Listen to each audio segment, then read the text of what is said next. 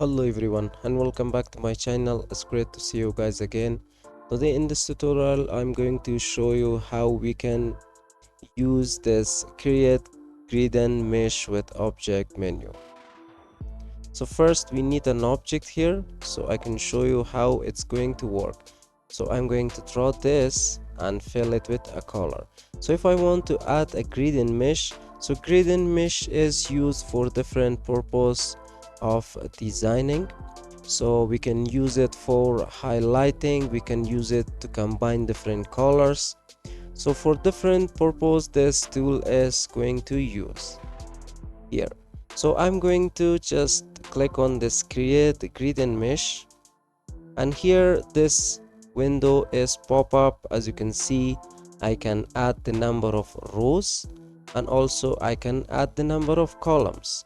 So I'm going to make this column something like this 4. So we have this 4 rows. As you can see, 1 2 3 and 4, and also we have 4 columns. We have 1 2 and 3, and here we have 4.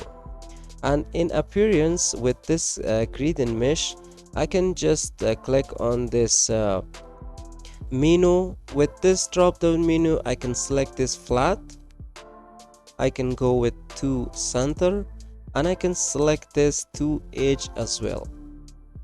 So I'm going to select this to center, and here I can set the value for highlight.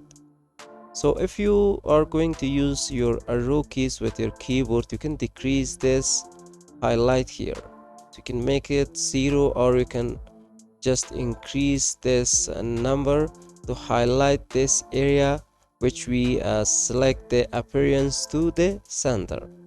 So now I'm going to just click on OK. So now I'm going to get my selection tool, and if I want to move this shape, so here when you put your cursor, as you can see, it's going to show you that here we have this anchor.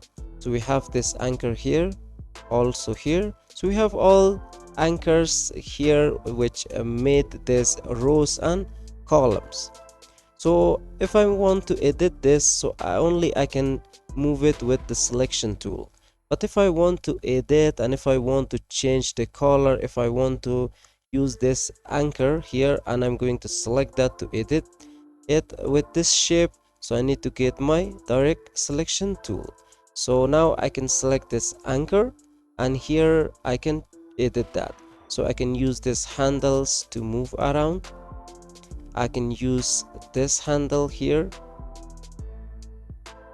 and also I can select this anchor right here and click on this color picker. So now I can change the color for this anchor point. So same thing, I can select this one and click on this color picker, and now I can change the color. So I can move the handles. As you can see, I can move the anchor around. And if I want to add any color, so I need to select this area, which I'm going to select all the anchors in this area. So now you don't have the choice to select any color, but if you select a color from here, so automatically it's going to apply. So now I can click on this color picker, so I can change that to something. Let's go with this color. And also I can use this handles.